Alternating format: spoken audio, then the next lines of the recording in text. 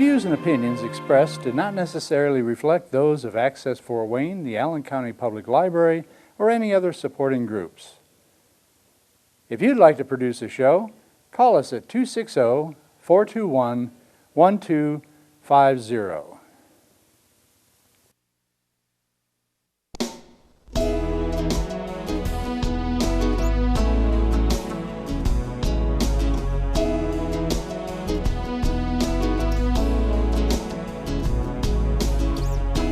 Let me be your lighthouse so I can show you the way. Let me be your shining light, I'll keep you from drifting away. I'm the one that makes you try when... This is Patty Hunter of Patty's Page.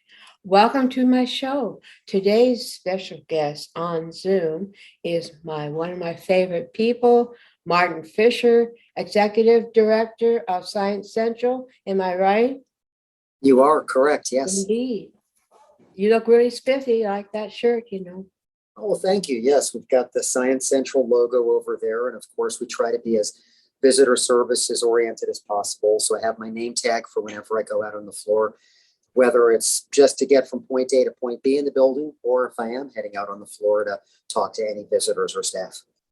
Just makes it easier for people to see us and know who we are.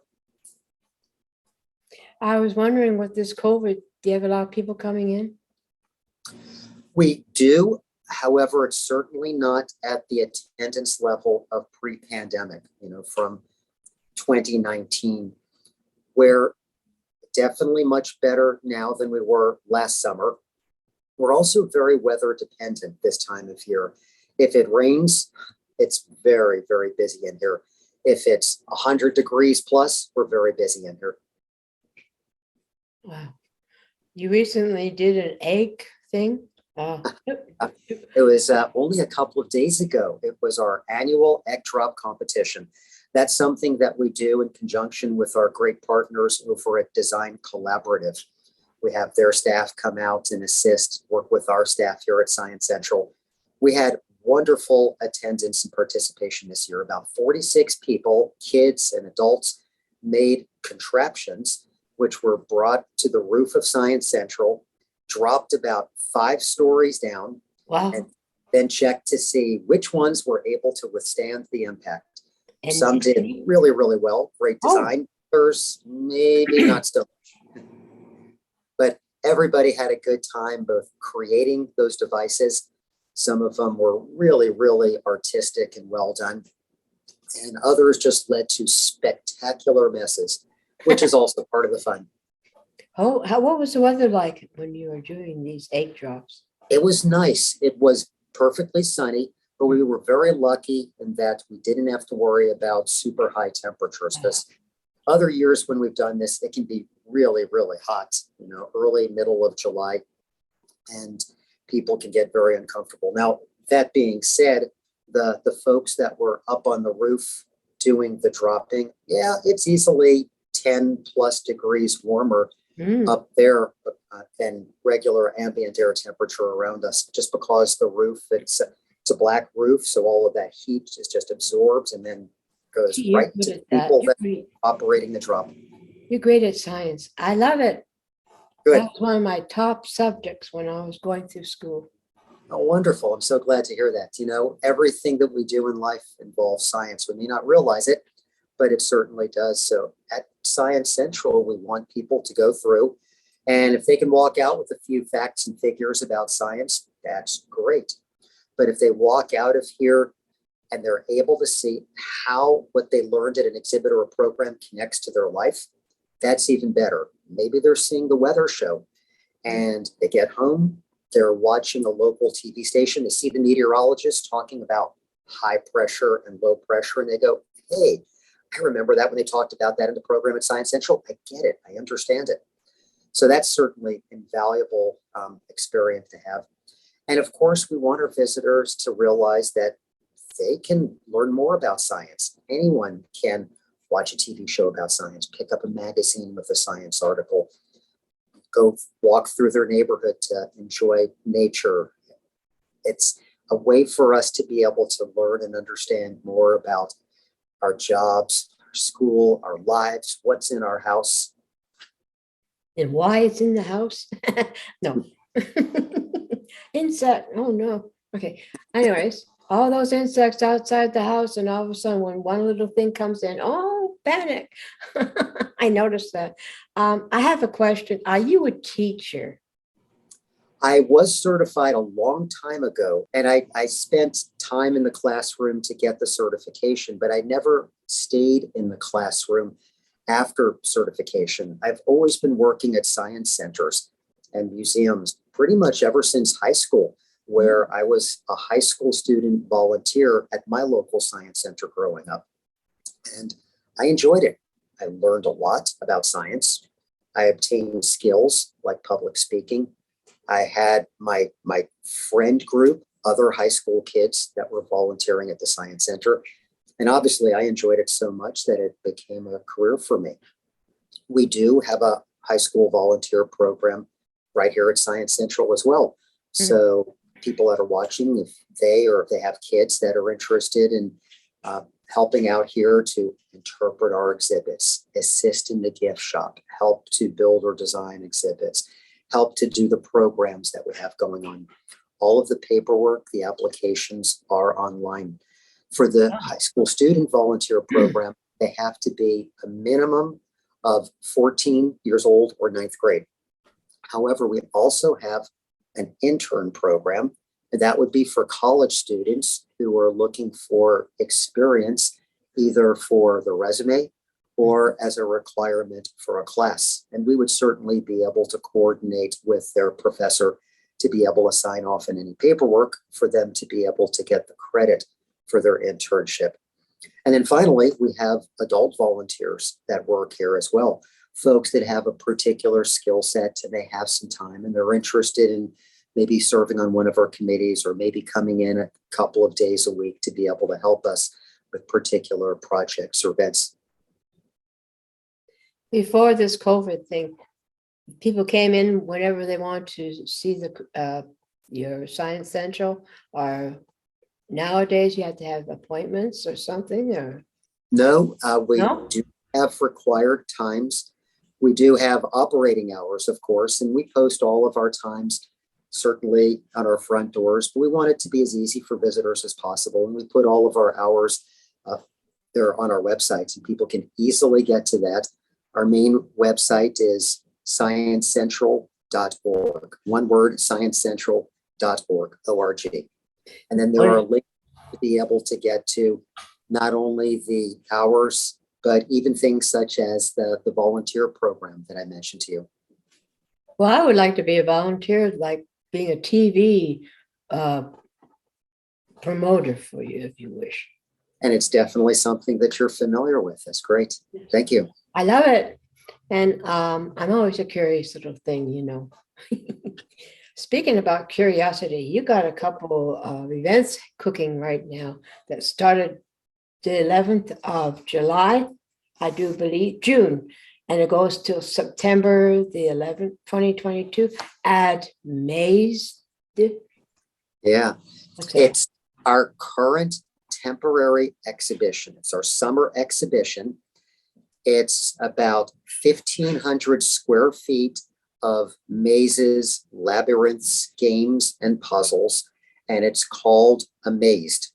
We have 3 very large mazes that are on the floor, full body on experiences. Oh, They range in level of complexity, and we do have keys in case people they try to figure it out. Maybe they're unable to, or they just want to see what the answer is. That's okay. We understand people will do that, not to worry.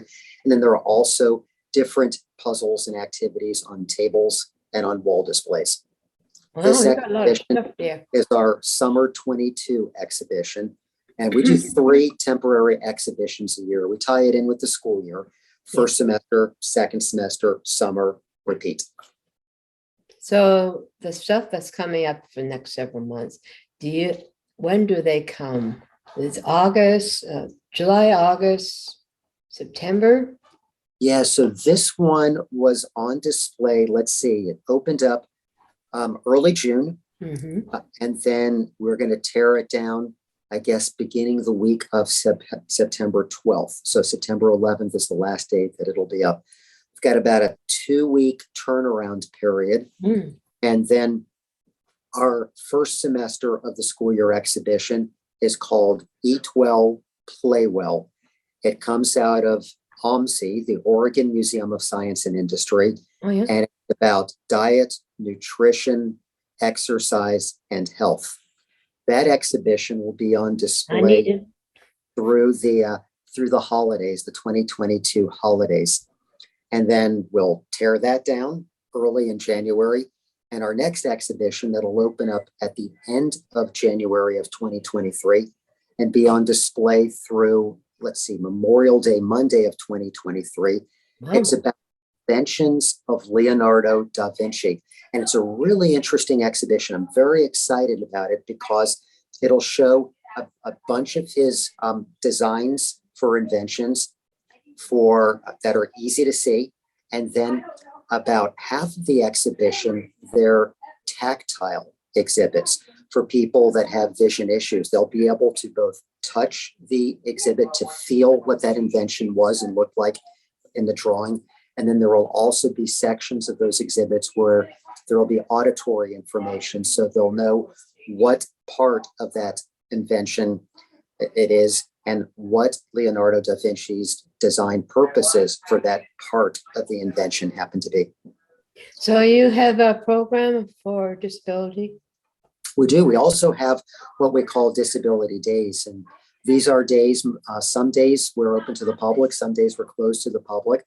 Mhm. But it's for people with any type of physical or emotional disability. They'd be able to go to our website again to find out the days that we have those. We do make sure we have extra staff. Yes. We often have community volunteers.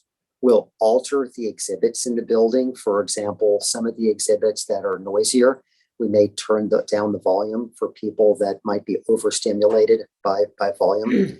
We'll also change the lighting in the building. Some areas will be darker, some areas will be brighter, again, depending upon the area and the exhibit, to be able to assist the visitors as they're coming through. So shall we Really? take a wee tour? Very good.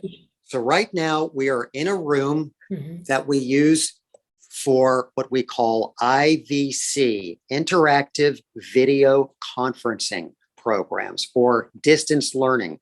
It's a way for us to connect live time to a classroom anywhere.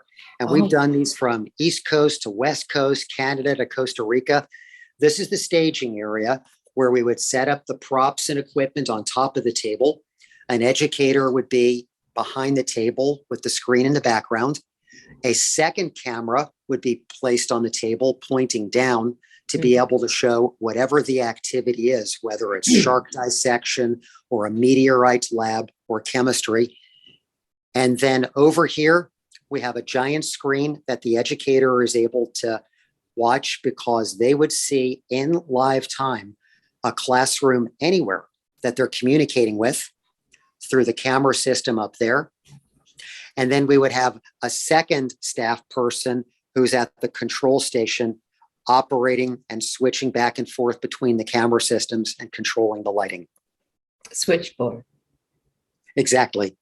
All right. The area that I'm going to show you next, this area is our live animal area. Mm. And we have completely gutted it and redesigned it. This area isn't even open to the public yet.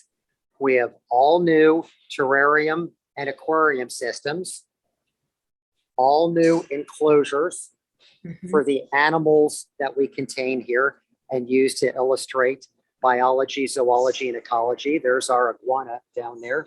In fact, here's Henry holding Hello. one of our lizards, Oh. which is called a Euromastix. Even the table that's directly behind him, you can see we've completely gutted the table. We're going to be installing a brand new one, Mhm. all new carpeting. We just put in new flooring. And here's the coolest part. We've got a prep area over here and over there with the refrigeration where the visitors will be able to assist our staff with preparing the food For the and then- animals. for the animals. Exactly. Are they basically reptilian? We have reptiles. We also have insects and amphibians and mammals. There's a chinchilla somewhere in here. Somewhere in there, it doesn't want to be Yeah. seen. This is the original tile flooring when this was the coal burning power plant. Oh, On the other side of that brick wall, that's where the coal steamers were located. The coal steamers burned coal and then converted water to steam. The steam operated the power plant equipment on this side, like the turbine, which then operated the generator, which then generated electricity. Now we're in our Science on a Sphere theater, and unfortunately, my iPad is not able to show you what's on the sphere. It looks like just a giant glowing ping pong ball right now. yeah. But to my eye, I'm actually looking at, and better? I think we've got Enceladus up right now, which is, let's see what happens if I spin the camera around, see if it, no. It looks still like just- the moon. Yeah, it just know. looks like a big glowing sphere. You know, the moon is big. And right now we've got Saturn up there. Oh, there is a little bit of Yes. imagery that you can see at this point. Yeah. Some of the striations on Saturn. I do have a question though. Yes, Are this is we the having computer a- equipment, by the way, that operates Science on a Sphere. There are the projectors, one of the four that throw the image onto that screen. It is anyhow, round? It is round. It is a 6 foot tall, 6 foot diameter sphere. It's suspended from up above. You can just barely see the guide wires. There are 3 of them, so that it's suspended over the divider that's in the middle of the room. And actually the data set Oh, just changed, so we're able to see an image of the Earth. And this particular data set is showing the tsunami that was generated in Indonesia back in 2011. oh, that's not good. What we're looking at now are images that were converted from the mathematical data so that we're able to see these pulses appearing as motion on the Science on a Sphere exhibit. Is that from the moon doing that? Those No, it was caused by an underwater earthquake. And then the earthquake, when rock rose or dropped, it caused water that was up above it to move. And that water would move horizontally. And it just changed, the data set just changed again, but the water would move horizontally as a pulse through the oceans. So heading out onto the floor, I'll very quickly show some of our newer exhibits. Over here, we have a wind lab exhibit where the visitors can change the blades, putting in different shapes Mm, or a different number, even changing the position, pressing the button, causing there wind, she goes. and then they can see which ones work. And the exhibit that we're looking at over here, this is another new exhibit. This one is, it talks about die cutting and machining. So Oh, a piece of paper was placed in the exhibit over there. mhm. They'll turn the crank, slide it through, it'll come out the other side. And then it'll have folds pressed into it, which will be folded into a shape to create a box. So it shows machining and die cutting. It's a whole lot easier to use a machine to do that than a person folding each piece by hand. Oh, that takes all the fun out of it, kiddo. We'll go downstairs right now. I'll show you some of the other. Oh, here's it's not even open yet. Oh. We're installing a brand new exhibit in this room. It's going to be a giant kaleidoscope Oh, here on the screen over there. The love it. visitors will place pieces of colored plastic on the table that'll then be projected You can't really see it with the lights right now, but there's a projector overhead Yeah. and a computer system that sends the imagery to the screen over there, which is about, I don't know, maybe about 7 feet tall. So that's going to be a fun exhibit once we've got it up and running. Oh, I'll be there. I love that one. While we're on this floor, I'll even show you our early learners area, what we call Kid Central. You can see it straight ahead of me. Here's our very popular racetrack exhibit, where visitors use their engineering skills, put the pieces together to see how fast the racetrack goes. So we've got this area that's just for the early learners. It's only accessible from the outside. So that way, if there's a young visitor that's trying to get out, they can't, and they'll be able to stay inside with their parent or their caregiver.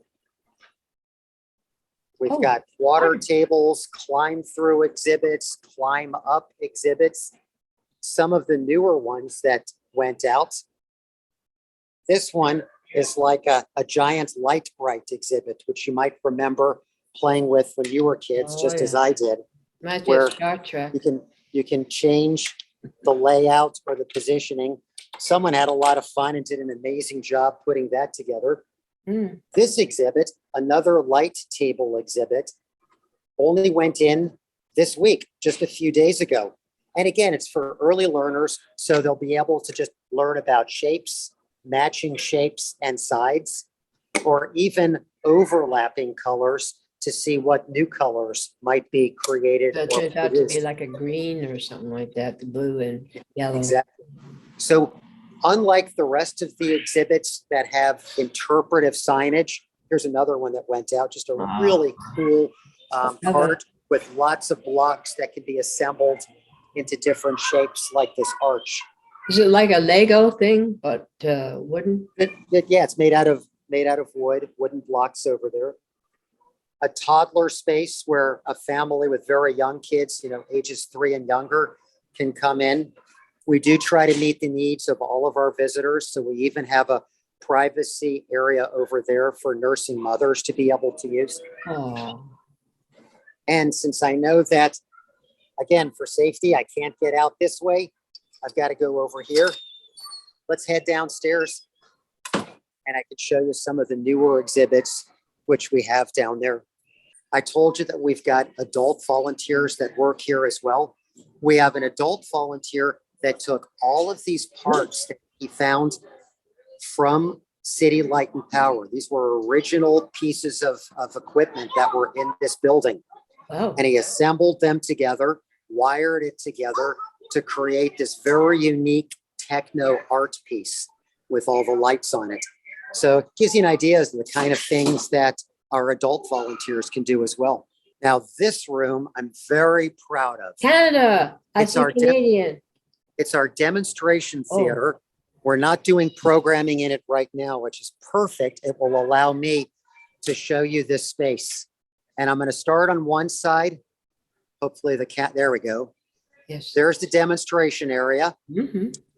Here's the area where the visitors will be able to sit. We completely gutted our demonstration theater all the way down to the floor and redid it. We put in brand new seating, including the steps off on the side to help people to get up to the top, handrails on both sides. The front row pushes back so that people with canes, crutches, or wheelchairs would be able to sit in the front row and still have enough safe distance to whatever programming is going on in the front. We have voice to text systems where the educator is able to have their voice words converted that project onto the screen that would then drop down while a presentation is occurring. We've really worked very hard to meet the needs of all of our visitors here at Science Central. We're now at the entrance to the gallery. Oh, And there's the Amazed exhibition. There are 3 floor mazes and then a bunch that are on tables and the wall. It's about 1,500 square feet of space. Yeah. Each floor maze has the directions, the instructions on what to do. And in case anyone finds it a little bit too challenging, not to worry. We've got the keys listed on the wall or on that pillar on the inside. I see puzzles too. Exactly. This is the room where our fall exhibition, Eat Well, Play Well, about diet, health, and nutrition is going to go. We put in a brand new water table about 3 years ago. Very popular. You can see that the visitors can add all sorts of channels to make water go faster or slower, higher level or lower level. This exhibit went out maybe a month or two ago, and it talks about topography. I know you can't see it very well with the camera, so I'll try to explain it. It's basically a very expensive sandbox. This is all sand on the inside. So I'll take it out, I'll hold it up in my hand. There is a computer and projector system up above that measures the height of the sand. The bluer represents water at a lower level, higher level, and then the highest level over here. And it even draws in what's called topography lines to show elevation. So watch what happens. You can't tell, I'm going to put it sideways, but that, as we know, that's a higher level. Watch what happens when I scoop it out to make it a lower level. Oh, you changed the scenery, kid. The computer and projector system now notices that this is lower level and the water starts to fill in. And I can continue to cause it to fill in if I want it, all the way across, if necessary, the entire topography exhibit. We have an absolutely amazing, large, well-stocked gift shop here. That is my weakness. Everything for small kids to bigger kids like us. We have, fun things such as a plush microbe or germ to robot kits and robot assembly kits on the wall. We've got rocks and minerals and all sorts of fun things and educational things. Jewelry. Our members do get a discount, and I always recommend that visitors should get a discount. I always recommend that visitors do get a membership because it gets you into Science Central for free anytime you wanted to come in. And in just a couple of visits, you'll more than save money. We allow 2 adults at the same household and any 6 kids to come in. So it could be grandkids, it could be cousins that are visiting from out of town, it could be your kids and their friends, just any 6 kids at any time. And our membership, as I said, it gets you a discount in the gift shop where we just came from. We've got a higher level membership that also gets you discounts and programs. I would like to thank you, my friend. My pleasure. That's a beautiful Science Central you have there, Thank you very much. All of us here, staff and volunteers, we work very hard to meet the needs of our community. So this is Patty Hunter, Patty's Page. Thank you for coming on to my show, Martin Fisher. And you guys, thanks for watching. And we'll see you next week. God bless. Godspeed, my love, until we meet again. You're always in my heart and every dream. Don't let this time apart give in to all our fears. God will keep us close from up above. So until we meet again, Godspeed, my love.